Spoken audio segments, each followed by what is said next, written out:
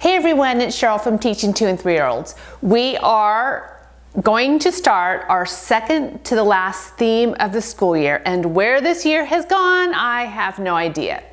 So this theme is pets and veterinarians, and I'm excited to show you our classroom.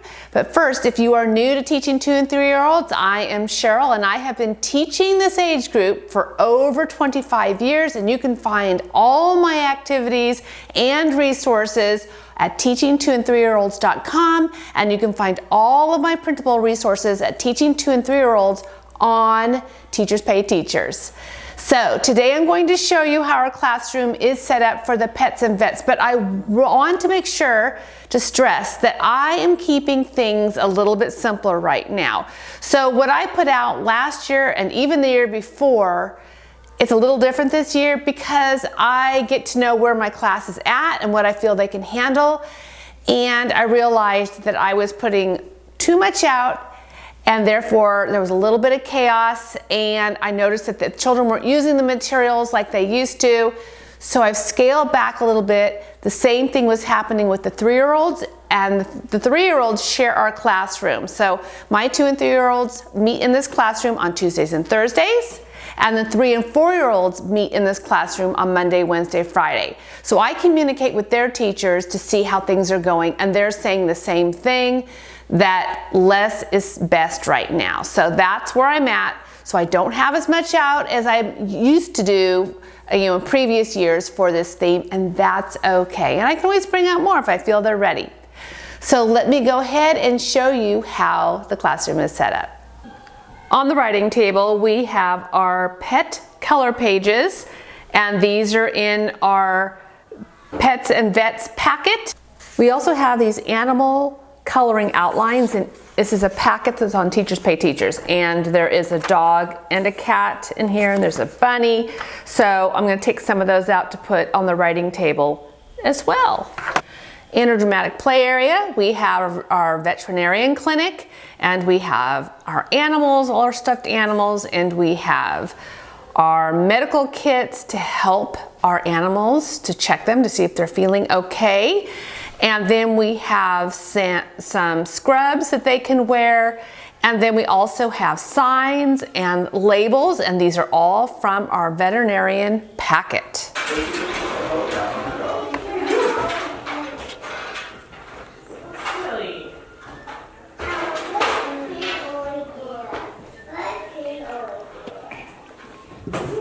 I mentioned that we're keeping things simple, and that means in the block area especially. So we just have out our Duplos right now, and it's perfect. They love them. There's a bigger container of them behind the table if they want more. This is what we have out now, and always on our shelves they have access to dolls, little people, furniture, and cars, and blocks. And then on our easel, we have paper and we have rollers. They're going to be rolling paint up, down, across.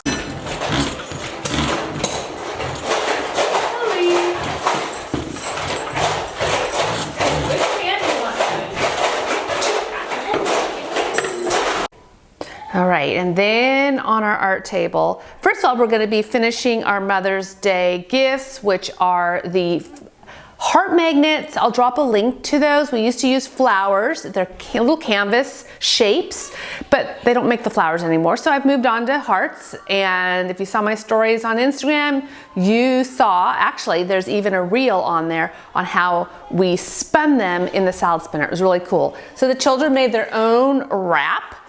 And so they dropped watercolors on these bags, and we are going to finish up our magnets and wrap them and put them in here, because next week is our Muffins for Mommies, where we're going to have muffins and we're going to sing for our moms. And then we're also going to be making pet puppets, and this is in our brand new packet on Teachers Pay Teachers, and you color these and you glue them to paper bags to make puppets. We're going to be doing the dog, and we're going to be doing the cat.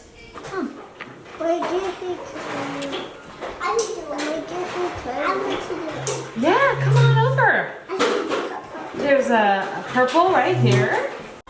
And on the light table we have our cones. These are from Open Play Toys, and I'll put the link in the video's description because I always get questions about these. And then we have other loose parts here too. They can match them by color, whatever they want to do.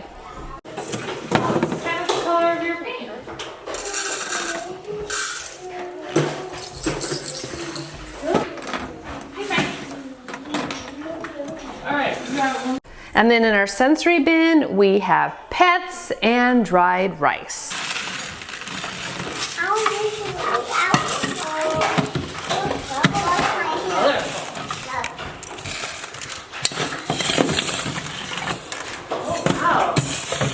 At the Play-Doh table, we have little animals, little pets that they can stick into their Play-Doh. I also have some chunky stamp pads that they're different shapes that they can use. And then we're always keeping scissors at the Play-Doh table now because they've been really loving to use them. And it's a great opportunity for them to practice holding the scissors.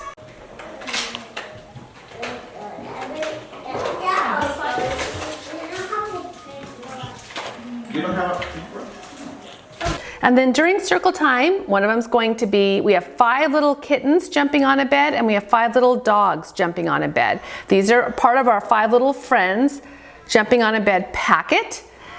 And then there's also the little kitties for the cat one that they can hold while we sing the song because they love to hold something too. And for the dog one, it's the same except it's dogs that they hold. And then we have all of these pet props. This is from our veterinarian packet. And they're going to have their props that they hold. And then I made another set that's going to be on the magnetic board. And the children can take the props over and they can match them to the one on the board. So that's how we have our classroom set up for the pets and veterinarian theme. Make sure to click, like, and subscribe as that really helps my channel. Thanks for watching. We have a veterinarian's packet in Teachers Pay Teachers, and this packet includes forms and it has signs and labels.